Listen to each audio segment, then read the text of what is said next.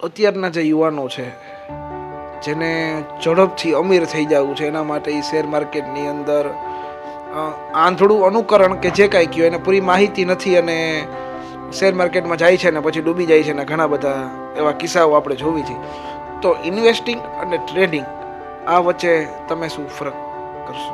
આજે હમણાં છેલ્લા 2-4 વર્ષથી માર્કેટમાં ખાસ કરીને શેર માર્કેટ કે સ્ટોક માર્કેટ તમે જે કહો